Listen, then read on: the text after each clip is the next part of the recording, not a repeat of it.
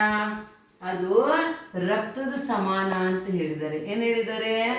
ರಕ್ತದ ಸಮಾನ. ಅನ್ನ ಮಾಂಸ ಸಮಂ ಪ್ರೋಕ್ತಂ. ಅನ್ನವನ್ನ ಏನ್ ಹೇಳಿದ್ರು? ಮಾಂಸದ ಸಮಾನ ಅಂತ ಹೇಳಿದ್ರು. ಅನ್ನಂತ ನಾವ್ ಯಾವ ಕುಲದಲ್ಲಿ ಹುಟ್ಟಿದ್ರಿ ನೀವೆಲ್ಲ? ಜೈನರಲ್ಲಿ ಜೈನ ಧರ್ಮಾವಲಂಬಿಗಳ ಮನೆಯಲ್ಲಿ ಹುಟ್ಟಿದ್ದೀರಾ. ಆದ್ರೆ ನಾವ್ ಏನ್ ಹೇಳ್ತೇವೆ ಗೊತ್ತಾ? ನೀವು ಬೇಕಾದಷ್ಟು ಹೊಲದಲ್ಲಿ ಹೋಗಿ ಕೆಲಸ ಮಾಡಿ, ಆದ್ರೂ ಕೂಡ ನಮ್ಮ ಊಟದ ಟೈಮ್ ಏನಿದೆಯಲ್ಲ ಅದನ್ನು ಯಾವಾಗ್ಲೂ ಕೂಡ ಮುಂದೆ ಹಾಕಬಾರ್ದು. ಸಂಜೆಗೆ ಸಮಯಕ್ಕನುಸಾರವಾಗಿ ಊಟ ಮಾಡಿ ರಾತ್ರಿ ಭೋಜನದ ತ್ಯಾಗವನ್ನ ಮಾಡ್ಬೋದು. ಅದಾದ ನಂತರ ನೀರು ಸೋಸೋದು. ಮೂರನೇ ಲಕ್ಷಣ ಯಾವುದು? ನೀರು ಸೋಸಿ ಕುಡಿಯೋದು. ಯಾರ್ಯಾರು ನೀರು ಸೋಸಿ ಕುಡಿತೀರಾ? ಎಲ್ಲ ಸುಮ್ಮನೆ ಕೈ ಎತ್ಬಿಟ್ರು. ನೀರು ಸೋಸಿ ಕುಡಿಯಲ್ಲ. ನೀರು ಸೋಸ್ತೀರಾ? ಬೆಳಿಗ್ಗೆ ಎಲ್ಲಿ ತನಕ ಕುಡಿತೀರಾ? ಮುಂದಿನ ತನಕ ಕುಡಿತೀರಾ ಅಥವಾ ಸಾಯಂಕಾಲ ತನಕ ಕುಡಿತೀರಾ? ಇಲ್ಲ, ಸಾಯಂಕಾಲ ತನಕ ಕುಡಿತೀರಾ. ಆದ್ರೆ ನೀರಿನ ಮರ್ಯಾದೆ ಎಷ್ಟು?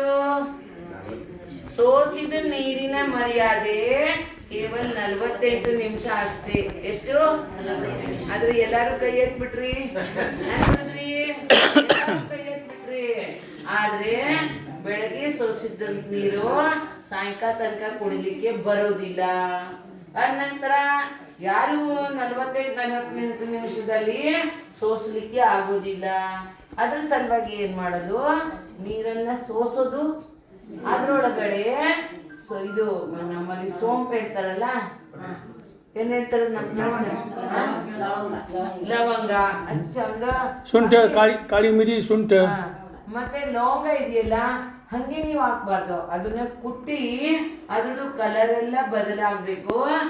ನಂತರ ಆ ನೀರು 6 ಗಂಟೆ ತನಕ ನಡೆಯುತ್ತೆ. ಎಷ್ಟು ಗಂಟೆ ತನಕ ನಡೀತದೆ?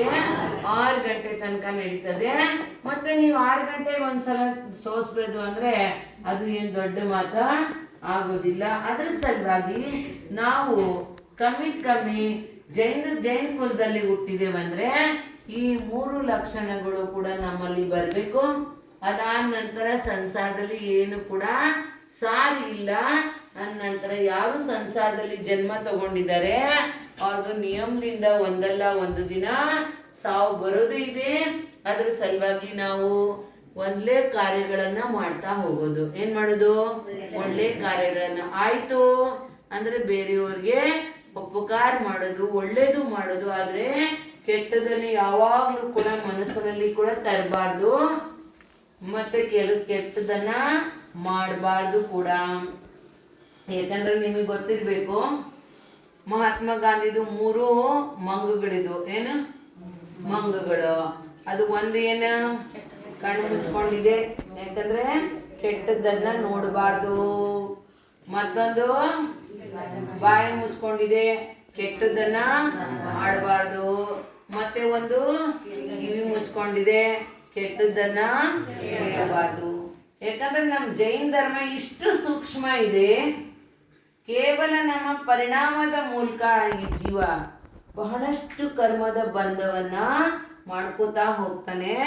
ಅದ್ರ ಸಲುವಾಗಿ ನಾವು ಎಷ್ಟು ಆಗ್ತದೆ ನಮ್ಗೆ ಅಷ್ಟು ನೀವು ಮನೆಯದು ಏನು ಕೆಲಸ ಇದೆ ಅದನ್ನು ಮಾಡ್ರಿ. ಅದಾದ ನಂತರ ಯಾವುದಾದ್ರೂ ಶಾಸ್ತ್ರಗಳು ನಿಮ್ಮಲ್ಲಿ ಇದ್ವು ಅಂದ್ರೆ ಅದನ್ನ ಓದ್ಕೊಂಡು ಅದರಲ್ಲಿ ಇರ್ತಕ್ಕಂಥ ಬಹಳಷ್ಟು ದೃಷ್ಟಾಂತಗಳಿದಾವೆ. ನಾವು ಪೂರ್ತಿ ಎಲ್ಲಿ ಚತುರ್ಮಾಸ ಮಾಡ್ತೇನೋ ಅಲ್ಲಿ 6 ತಿಂಗಳಿರ್ಲಿ 8 ತಿಂಗಳಿರ್ಲಿ ದಿನಾ ಪ್ರವಚನ ಆಗ್ತದೆ. ಆದ್ರೆ ಅದರಲ್ಲಿ ನಾವು ಬೇರೆ ಯಾವುದು ದೃಷ್ಟಾಂತ ತರೋದಿಲ್ಲ.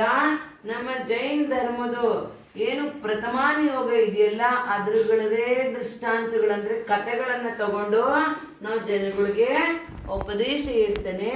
ಅನ್ನಂತರ ನಮ್ಮ ಜೈನರಲ್ಲಿ ಬೇಕಾದಷ್ಟು ಗ್ರಂಥಗಳಿದಾವೆ. ಆ ಶಾಸ್ತ್ರಗಳನ್ನು ಓದ್ಕೊಂಡು ನಾವು ನಮ್ಮ ಜೀವನದಲ್ಲಿ, ಯಾಕಂದ್ರೆ ಮನುಷ್ಯ ಪರ್ಯಾಯದಲ್ಲಿ ಸಾರ ವಸ್ತು ಯಾವುದು? ಅದಕ್ಕೆ ಪ್ರವಚನ ಸಾರ ಗ್ರಂಥದಲ್ಲಿ ಕೊಂದು ಸ್ವಾಮಿಗಳು ಹೇಳಿದ್ರು. ಏನು? ನಾಣಂ ನರಸ್ಸ ಸಾರೋ ಸಾರೋವಿ ನರಸ್ಸ ಓಯಿ ಸಮ್ಮತಂ ಸಮ್ಮತ್ತಾದೋ ಚರಣಂ ಶರಣಂ ಅಚರಣಾದೋ ಹೋಯಿ ನಿವಾಣಂ. ಅವ್ರು ಹೇಳಿದ್ರು ಮನುಷ್ಯ ಪರ್ಯಾಯದಲ್ಲಿ ಸಾರ್ ವಸ್ತು ಏನಿದೆ, ಯಾಕಂದ್ರೆ ಬೇರೆ ಯಾವುದು ಸಾರು ಇಲ್ವೇ ಇಲ್ಲ, ಎಲ್ಲ ಇಲ್ಲೇ ಬಿಟ್ಟೋಗ್ತೆ ಏನ. ಇಸ್ ದರಾ ಕಾ ಇಸ್ ದರಾ ಪರ್ ಸಬ್ ದರಾ ಕರ್ ರಹಾ ಜಾಯೇಗಾ.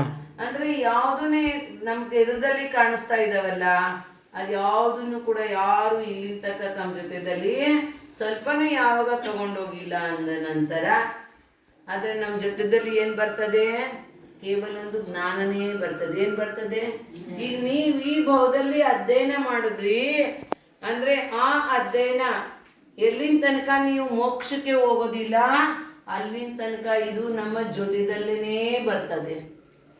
ಯಾಕಂದ್ರೆ ನಿಮ್ಗೆ ಗೊತ್ತಿರ್ಬೋದು, ಅಕಲಂಕ ನಿಕಲಂಕ ಯಾರೇ ಆದ್ರೂ ಅವರು ಯಾವ್ರವ್ರು, ಅವರು ಕರ್ನಾಟಕದವರು. ಅಕಲಂಕ ನಿಕಲಂಕ ಎಲ್ಲಿ ಅವರು, ಕರ್ನಾಟಕದವರು. ಅಕಲಂಕ ಏನಿದ್ರು ಒಂದು ಪಾರ್ಟಿ, ಒಮ್ಮೆ ಓದಿದ್ರೆ ಅವ್ರಿಗೆ ತಲೆದಲ್ಲಿ ಹೋಗ್ತಾ ಇತ್ತು, ಅಥವಾ ಒಮ್ಮೆ ಕೇಳಿದ್ರು ಅಂದ್ರೆ ಅವ್ರಿಗೆ ತಲೆದಲ್ಲಿ ಹೋಗ್ತಾ ಇತ್ತು. ಆದ್ರೆ ನಿಕಲಂಕ 2 ಪಾರ್ಟಿ ಅಂದ್ರೆ 2 ಸಲ ಓದಿದ್ರೆ ಅಥವಾ 2 ಸಲ ಕೇಳ್ದ ಅಂದ್ರೆ ಅವನ್ ತಲೆದಲ್ಲಿ ಹೋಗ್ತಾ ಇತ್ತು. ಆದ್ರೆ ನಿಮ್ಗೆ ನಮ್ದು ವಿಚಾರ ಮಾಡೋದು ಏನ, ನಿಮ್ಗೆ ಅಂದ್ರೆ ನಾನು ನಿಮ್ಗೆ ಅಂತ ಹೇಳೋದಿಲ್ಲ, ಎಲ್ಲಾರ್ಗೂ ಕೂಡ. ಅಂದ ನಂತರ ನಾವು ಎಷ್ಟು ಪಾರ್ಟಿ ಇದ್ದೇವೆ, ಯಾರು 10, ಯಾರು 20, ಯಾರು 50 ಏನ. ಅದ್ರ ಸಲುವಾಗಿ ನಾವು ಈಗಲಿಂದ ನಮ್ಮ ಜೈನ್ ಧರ್ಮದ ಏನು ಮಾತುಗಳಿದಾವಲ್ಲ ಅದನ್ನ ತಿಳ್ಕೊಂಡು ನಿಧಾನ ಇದು 3ನೇದು ಅವಶ್ಯಕ ಕ್ರಿಯೆ. ಏನ್ ಹೇಳಿದ್ರು, ಒಂದು ದೇವ ಪೂಜೆ ಹೇಳಿದ್ರು, 2ನೇದು ಗುರುಪಾಸ್ತಿ ಅಂದ್ರೆ ಗುರುಗಳಿಗೆ ನಮ್ಮ ಯಥಾಯೋಗ್ಯ ಸೇವಾ ಆದಿಗಳನ್ನ ನಾವು ಮಾಡೋದು. ಅದಾದ ನಂತರ 3ನೇದು ಸ್ವಾಧ್ಯಾಯ. ಅಂದ್ರೆ ಸ್ವಾಧ್ಯಾಯ ಏನಿದೆಯಲ್ಲ ಸ್ವತಃ ಸಲುವಾಗಿ ಮಾಡೋದಿದೆ, ಬೇರೆಯವ್ರ ಸಲುವಾಗಿ ಇಲ್ಲ. ಆದ್ರೆ ಇಲ್ಲಿ ಏನಾಯ್ತು ಗೊತ್ತಾ, ಇಲ್ಲಿ ನಾವು ಯಾಕೆ ಹೇಳ್ತೇವಂದ್ರೆ ಪ್ರವಚನಾದಿಗಳನ್ನ ಜನಗಳಿಗೆ ಏನಾದ್ರೂ ಸ್ವಲ್ಪ ಜ್ಞಾನ ಬರ್ಲಿ ಅಂತ ಹೇಳಿ ಸಾಧುಗಳು ನಿಮ್ಮ ಉಪಕಾರ ಸಲುವಾಗಿ ಹೇಳ್ತಾರೆ, ಆದ್ರೆ ತಮ್ಮ ಸ್ವಾರ್ಥ ಸಲುವಾಗಿ ಅವರು ಏನ್ ಹೇಳೋದಿಲ್ಲ. ಅದ್ರ ಸಲುವಾಗಿ ನೀವು ಜೈನ್ ಧರ್ಮಾವಲಂಬಿ ಮನದಲ್ಲಿ ಹುಟ್ಟಿದ್ರೆ ಜೈನರಿಗೆ ಅನುಕೂಲ ಕಾರ್ಯಗಳನ್ನು ಮಾಡ್ಕೊಂತ ತಮ್ಮ ಜೀವನವನ್ನ ಸಾರ್ಥಕ ಮಾಡಬೇಕು.